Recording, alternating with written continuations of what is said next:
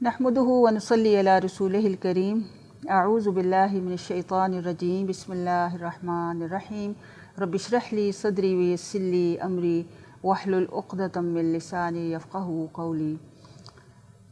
قرآن کے بارے میں ہم سیکھ رہے ہیں، پڑھ رہے ہیں کہ کس طرح سے قرآن کا نزول ہوا، وہی کس طرح سے نبی صلی اللہ علیہ وسلم پر نازل ہوتی تھی، اور پھر اب ہم یہ دیکھتے ہیں کہ قرآن کی آیات کے حوالے سے ہم نے دیکھ لیا کہ سورہ علق کی پہلی 3 آیات تھیں جو نبی صلی اللہ علیہ وسلم پر نازل ہوئیں، اور اس کے بعد اب ہم دیکھتے ہیں کہ مکی اور مدنی آیات کے حوالے سے۔ آپ نے دیکھا کہ قرآن کریم میں اکثر صورتوں کے ساتھ کہیں مکی لکھا ہوتا ہے اور کہیں مدنی صورت جو ہے وہ لکھا ہوتا ہے، تو اس کا صحیح مفہوم جو ہے وہ سمجھ لینا ضروری ہے۔ مفسرین کی اصطلاح میں، یعنی جو قرآن کی تفسیر کرتے ہیں ان کی اصطلاح میں یہ خاص ٹرم ہے، اور مکی صورتوں کا مطلب یہ ہے یا مکی آیت کا مطلب یہ ہے کہ وہ آیات جو ہجرت سے پہلے نبی صلی اللہ علیہ وسلم پر نازل ہوئیں، اور مدنی آیت کا مفہوم یہ ہے کہ وہ آیت جو آپ صلی اللہ علیہ وسلم کے مدینہ پہنچنے کے بعد، یعنی آپ کی ہجرت مدینہ کے بعد جو ہے نازل ہوئی۔ اور بعض لوگ چونکہ یہ سمجھتے ہیں کہ جو مکہ شہر میں نازل ہوئی اس کو مکی صورت کہتے ہیں، اور جو مدینہ شہر میں نازل ہوئی اس کو مدنی صورت کہتے ہیں، تو یہ بات ایسی درست نہیں ہے۔ اس لیے وہ تمام آیات، وہ تمام صورتیں جو ہجرت سے پہلے نازل ہوئی ہیں وہ مکی ہی کہلائیں گی، چاہے وہ کہیں بھی نازل ہوئی ہوں، چاہے وہ طائف میں نازل ہوئی ہوں، مکہ کے اطراف میں نازل ہوئی ہوں، لیکن وہ مکی صورتیں یا مکی آیات کہلائی جائیں گی۔ اسی طرح ہجرت کے بعد جتنی بھی صورتیں نازل ہوئی ہیں وہ مدنی کہلائیں گی، چاہے وہ آیات ہیں، چاہے وہ مکہ میں نازل ہوئی ہوں، طائف میں نازل ہوئی ہوں، تبوک میں نازل ہوئی ہوں، کہیں بھی نازل ہوئی ہوں، ان کو ہم مدنی صورتیں کہیں گے۔ اور آپ یہ بھی ذہن میں رکھیں کہ قرآن کی ٹوٹل جو صورتیں ہیں وہ 114 ہیں، اور پھر اس میں دیکھیں کہ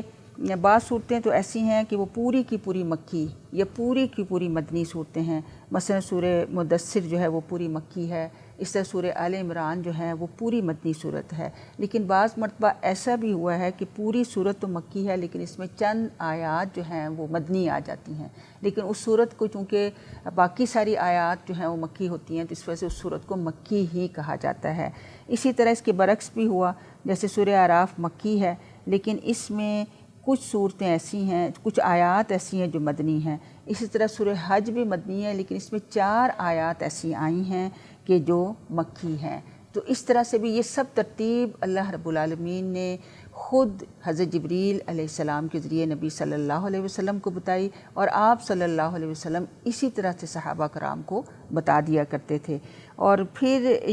یہ ساری چیزوں کے حوالے سے جو دو اور چیز جو فرق اگر ہم نے دیکھنا ہے کہ مکی اور مدنی آیتوں کی خصوصیات کیا ہیں، تو اس سلسلے میں آپ دیکھیں کہ علماء نے اس سلسلے میں جو نکالا گیا ہے کہ مکی صورتوں کی پہچان کا طریقہ یہ ہے کہ ہر وہ صورت جس میں کلا یعنی ہرگز نہیں آیا ہے تو وہ مکی صورت ہے۔ اسی طرح یہ لفظ تقریباً 15 صورتوں میں 22 مرتبہ استعمال ہوا ہے، اور پھر ہر وہ صورت جس میں کوئی سجدے کی آیت آتی ہے وہ بھی مکی صورت ہے۔ اسی طرح سورہ بقرہ کے علاوہ، سورہ بقرہ میں بھی آدم اور ابلیس کا قصہ موجود ہے، لیکن اس کے علاوہ ہر وہ صورت جس میں آدم علیہ السلام اور ابلیس کا واقعہ مذکور ہے وہ بھی مکی ہی صورت ہے۔ اس طرح ہر وہ صورت جس میں جہاد کی اجازت یا اس کے احکام مذکور ہیں وہ مدنی صورت ہے، اور ہر وہ آیت جس میں منافقوں کا ذکر آیا ہے وہ مدنی ہے، کیونکہ منافقت کا ظہور مدینہ منورہ میں ہجرت کے بعد جو ہے وہ ہوا تھا۔ اسی طرح سے مکی صورتوں میں عموماً یا ایھا الناس یعنی اے لوگوں کہہ کر خطاب کیا گیا ہے، اور مدنی صورتوں میں زیادہ تر یا ایھا الذین آمنوا کہہ کر جو ہے مخاطب کیا گیا ہے۔ مکی آیتیں اور صورتیں عموماً چھوٹی چھوٹی اور مختصر ہوتی ہیں، جبکہ مدنی آیات اور صورتیں طویل اور مفصل ہوتی ہیں۔ مکی صورتوں میں زیادہ تر عقائد، یعنی قرآن کے 3 عقائد ہیں جس کے اوپر بحث ہوتی ہے، ایک عقیدہ توحید، رسالت اور آخرت، اس کا اثبات، حشر و نشر کی منظر کشی، نبی صلی اللہ علیہ وسلم کو صبر اور تسلی کی تلقین، پچھلی امتوں کے واقعات وغیرہ ہوتے ہیں، اور ان میں احکام اور قوانین کم بیان ہوتے ہیں۔ اس کے برعکس مدنی صورتوں میں خاندانی تمدنی قوانین، جہاد اور قتال کے احکام اور حدود و فرائض جو ہیں وہ بیان کیے جاتے ہیں۔ تو تو ان ساری چیزوں پہ غور و فکر کریں تو انسان کو خود بھی پتہ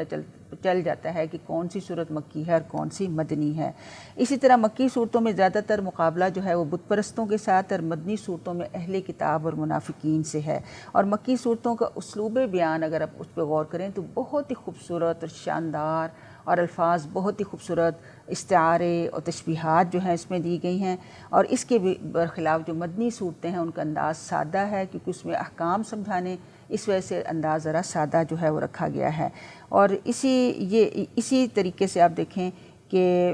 زیادہ تر جو ہیں عام طور پر علمی اعتبار سے بھی مدنی صورتوں کو مفصل بھی رکھا گیا تاکہ ہر حکم کو لوگ اچھی طریقے سے سمجھ جائیں اور دین اسلام کے احکام کے اوپر عمل کرنا جو ہے وہ آسان ہو جائے۔ پھر ہم نے یہ پیچھے میں نے آپ کو یہ بھی بتایا کہ قرآن کریم ایک ہی دفعہ نازل نہیں ہوا تھا، یعنی جب نبی صلی اللہ علیہ وسلم پہ اس کا نزول شروع ہوا تو یہ تدریجاً نازل ہوا، تھوڑا تھوڑا کر کے پیارے نبی صلی اللہ علیہ وسلم پر نازل ہوا۔ تو اس کی کیا حکمت تھی، اس کے حوالے سے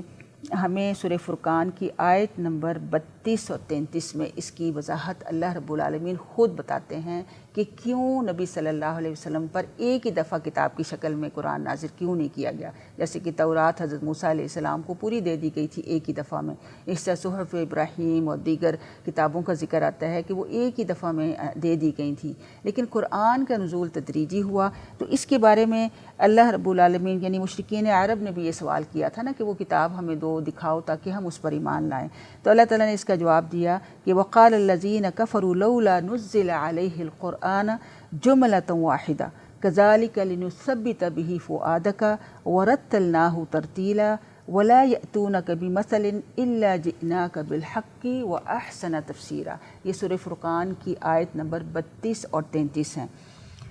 اللہ تعالیٰ فرماتے ہیں کہ کافروں نے کہا کہ آپ پر قرآن ایک دفعہ ہی کیوں نہیں نازل کیا گیا، تو اللہ تعالیٰ اس کا جواب دیتے فرماتے ہیں کہ ہم نے اس قرآن کو تدریجاً اس لیے اتارا ہے تاکہ ہم آپ کے دل کو مطمئن کر دیں، کیونکہ کوئی نہ کوئی سوال ہوتا تھا، مشکلات ہوتی تھیں، پریشانیاں ہوتی تھیں، تو ہم دیکھتے ہیں کہ عموماً مکی صورتوں میں آپ صلی اللہ علیہ وسلم کو صبر، تسلی کی تلقین جو ہے وہ کی گئی ہے۔ اور اسی طرح اللہ تعالیٰ یہ بھی فرماتے ہیں کہ ہم نے اس کو رفتہ رفتہ پڑھا ہے، اور وہ کوئی بات آپ کے پاس نہیں لائیں گے مگر ہم آپ صلی اللہ علیہ وسلم کے پاس حق لائیں گے اور اس کی عمدہ تفسیر پیش کریں گے۔ یعنی کئی جگہوں پہ ہم دیکھتے ہیں کہ سوالات کی جوابات کی شکل میں جو ہے وہ قرآن کی آیات جو ہیں وہ نازل ہوتی ہیں۔ اور پھر یہ بھی کچھ اور حکمتیں یہ بھی ہیں کہ چونکہ نبی صلی اللہ علیہ وسلم امی تھے، لکھنا پڑھنا نہیں جانتے تھے، اس لیے اس کے بارے میں امام رازی نے کچھ اس کی حکمتیں بتائی ہیں کہ اگر سارا ہی قرآن ایک مرتبہ نازل کر دیا گیا تو اس کا یاد رکھنا اور ضبط کرنا تھوڑا مشکل بھی ہو جاتا، اور اس کے برخلاف حضرت موسیٰ علیہ السلام چونکہ لکھنا پڑھنا جانتے تھے اس لیے ان پر تورات ایک ہی مرتبہ نازل کر دی گئی۔ بہرحال یہ امام رازی کی اپنی یعنی وہ اپنی سمجھ ہے، اس حساب سے انہوں نے اس بات کا اظہار بھی کیا ہے۔ اور پھر دیکھیں کہ اس میں بڑی حکمت ہے۔ وہ دوسری بات یہ بھی کہتے ہیں کہ اگر پورا قرآن ایک ہی دفعہ نازل ہو جاتا تو تمام احکام کی پابندی لازم ہو جاتی، اور اسی طرح ظاہر ہے کہ بنی اسرائیل کے لیے مشکلات بھی ہوئی تھیں، یہودیوں کے لیے سارے احکام کے اوپر عمل کرنا بھی مشکل تھا۔ اللہ رب العالمین کی یہ شان کریمی اور امت محمدی کے ساتھ بہت ہی زیادہ نرمی والی بات ہے کہ جو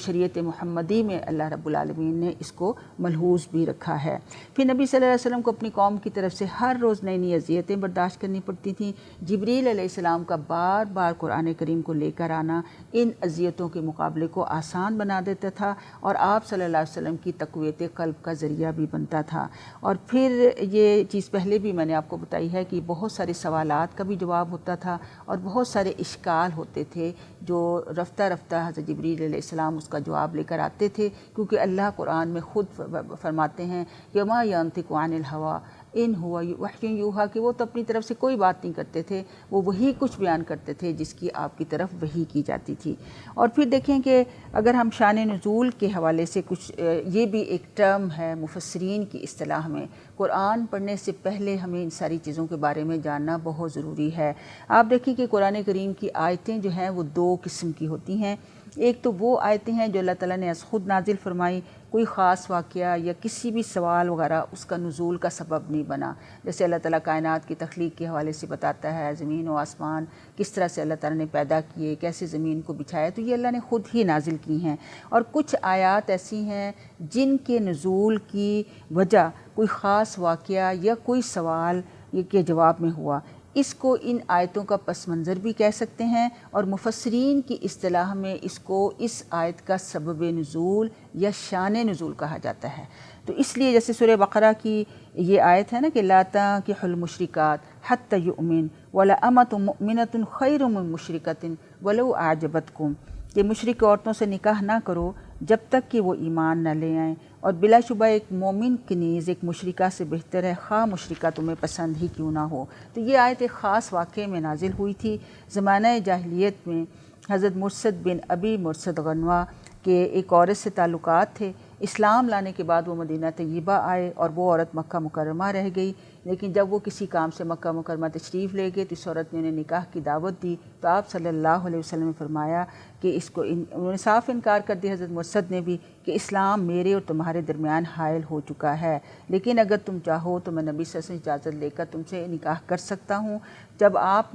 مدینہ منورہ میں آ کر انہیں نکاح کی اجازت مانگی تو اپنی پسندیدگی کا اظہار بھی کیا، تو اس پر پھر یہ آیت نازل ہوئی اور اس نے مشرک عورتوں سے نکاح کی ممانعت کر دی۔ تو یہ یعنی واقعہ سے آپ کو سمجھ آ سکتی ہے کہ یہ واقعہ اس آیت کا شان نزول یا سبب نزول ہے۔ تو اس لیے قرآن کی تفسیر میں یہ بات بہت اہم ہوتی ہے، پھر ہی انسان قرآن کو صحیح طور پر بھی سمجھ سکتا ہے۔ اس لیے ہر آیت اور ہر صورت کا شان نزول اور پس منظر کو جاننا بہت زیادہ ضروری ہے۔ اس لیے ان ساری ٹرمز کو بھی صحیح طور پر یاد بھی کر لیں، سیکھ لیں کہ شان نزول کسے کہتے ہیں یا تاریخ نزول کس کو کہا جا سکتا ہے۔ اللہ تعالی ہمیں اس قرآن کی صحیح سمجھ دے، اس پہ عمل کی توفیق عطا فرمائے۔ السلام علیکم۔